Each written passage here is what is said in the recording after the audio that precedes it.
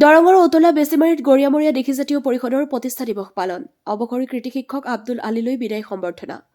অসমৰ খিলঞ্জীয়া জনগোষ্ঠীয় সংগঠনসমূহৰ ভিতৰত অন্যতম বুলি চিহ্নিত সদৌ অসম গৰিয়ামৰীয়া দেশীজাতীয় পৰিষদৰ ২০তম বাৰ্ষিক প্ৰতিষ্ঠা দিৱস উপলক্ষে আজি দৰং জিলা সমিতিৰ উদ্যোগত ঔতলা বেছিমাৰী আঞ্চলিক সমিতিৰ আতিথ্যত দৰঙৰ ৬২২ নং বেছিমাৰী প্ৰাথমিক বিদ্যালয়ত এখন বিশেষ ৰাজহুৱা সভা আৰু সম্বৰ্ধনা অনুষ্ঠান অনুষ্ঠিত হয়। এই উপলক্ষে যোৱাকালি পুৱা ৯ বজাত পৰিষদৰ পতাকা উত্তোলন কৰে কেন্দ্ৰীয় যুটীয়া সম্পাদক তথা দৰং জিলা সমিতিৰ সাধাৰণ সম্পাদক চাহাবুদ্দিন আহমেদে।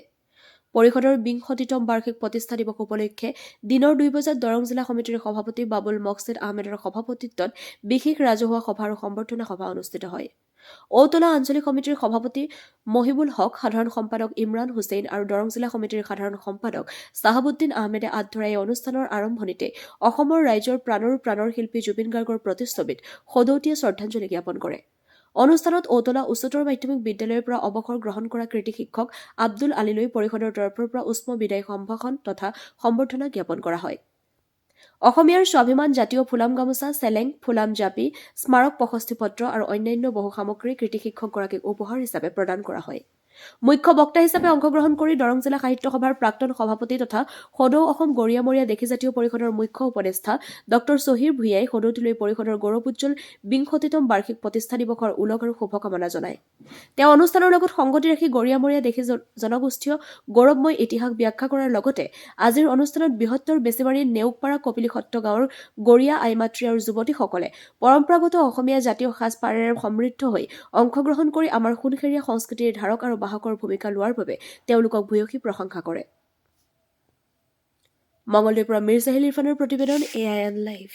গৰিয়ামৰীয়া দেশী জাতীয় পৰিষদ দৰং জিলা সমিতিৰ তত্বাৱধানত ঔতলা আঞ্চলিক সমিতিৰ উদ্যোগত ঔতলাবাসী ৰাইজৰ সহযোগত বেছিমাৰী প্ৰাথমিক বিদ্যালয় প্ৰাংগণত ২০২৪ বৰ্ষৰ ৩১ মাৰ্চ তাৰিখে অৱসৰ গ্ৰহণ কৰা ঔতলা উচ্চতৰ মাধ্যমিক বিদ্যালয়ৰ সহকাৰী শিক্ষক আব্দুল আলী দেৱক ৰাজহুৱাভাৱে বিদায় সম্বৰ্ধনা জ্ঞাপন কৰা হয়। ২০২৪ বৰ্ষলৈকে তেখেতে ঔতলা বালিকা মধ্য ইংৰাজী বিদ্যালয়ত প্ৰধান শিক্ষক হিচাপে আছিলে। ২০২৩ চনলৈকে তেখেত সেই বিদ্যালয়ত কৰ্মৰত হৈছিলে। প্ৰায় ২৫ বছৰ বিনা বেতনে ঔতলা বালিকা মধ্য ইংৰাজী বিদ্যালয়ত শিক্ষকতা কৰা আব্দুল আলী দেৱ আমাৰ কপিলী সত্ৰ নিবাসী। তেখেতৰ এই ৰাজহুৱা বিদায় সম্বৰ্ধনা অনুষ্ঠানত সদৌ অসম গৰিয়ামৰীয়া দেশী জাতীয় পৰিষদৰ কেন্দ্ৰীয় উপদেষ্টা তথা দৰং জিলা সাহিত্য সভাৰ প্ৰাক্তন সভাপতি গীতিকাৰ ডক্টৰ শ্বহীৰ ভূঞা মহাশয়কে প্ৰমুখ্যে জিলা সভাপতি বাবুল মকছিদ আহমেদ ডাঙৰীয়া, উপ সভাপতি মইনুল হক শইকীয়া ডাঙৰীয়া প্ৰমুখ্যে বিষয়ববীয়াসকল উপস্থিত থাকে। ঔতলা পঞ্চায়তৰ কাউন্সিলৰ অমৰেন্দ্ৰ ডেকাদেৱ উপস্থিত থাকে আৰু এই অনুষ্ঠানত হাস্যমধুৰ ৰস প্ৰদান কৰে দীপজ্যোতিৰ ভঙা টিভি খ্যাত দলটিয়ে। গীতিৰ পৰিৱেশন কৰে জহুৰ আলী দেৱে আৰু এটি গীত পৰিৱেশন কৰে ফাৰ্নাজ ৰহমান দেৱে। আটাইকে আমি আন্তৰিক ধন্যবাদ কৃতজ্ঞতা জ্ঞাপন কৰিছোঁ আজিৰ এই অনুষ্ঠানটি সাফল্যমণ্ডিত কৰাৰ বাবে বেছিমাৰী, কপিলী সত্ৰ, নেকপাৰা, ঔতলাবাসী ৰাইজক। আজি এই অনুষ্ঠানটিত বিশেষভাৱে আমাৰ আঞ্চলিক সমিতিৰ সম্পাদক ইমৰান হুছেইন দেৱক আমি আন্তৰিক ধন্যবাদ জ্ঞাপন কৰিছোঁ। বাবুল আলী ওৰফে মতিউৰ ৰহমান, আমাৰ মহিবুল হক, আপোনাৰ তফিকুল হক, ইছমাইল আলী, নইমুদ্দিন আহমেদ প্ৰমুখ্যে সমূহ বিষয়ববীয়াক বিতুপন আহমেদকে ধৰি যিসকল বিষয়ববীয়া কৰ্মকৰ্তাই আজি এই অনুষ্ঠানটো চলাই নিছে, সহায় সহযোগিতা আগবঢ়াইছে, বাবুকে ধৰি আমি আটাইকে আন্তৰিক ধন্যবাদ কৃতজ্ঞতা জ্ঞাপন কৰিম।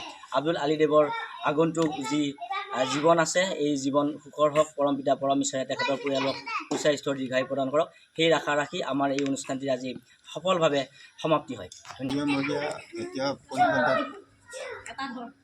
দৰং জিলাৰ সহযোগত আৰু বেছিমাৰী, কপিলী সত্ৰ, নেকপাৰাৰ বাসিন্দাৰ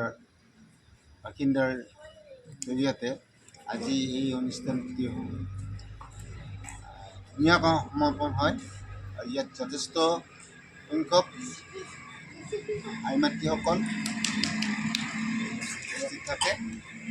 মোক অনুমোদন জনোৱাৰ বাবে মই সকলো ৰাইজৰ আৰু এই আমাৰ গৰিয়ামৰীয়া জাতীয় পৰিষদক ধন্যবাদ জ্ঞাপন কৰি যিকোনো খবৰ আৰু বিজ্ঞাপনৰ বাবে যোগাযোগ কৰক 7896121996।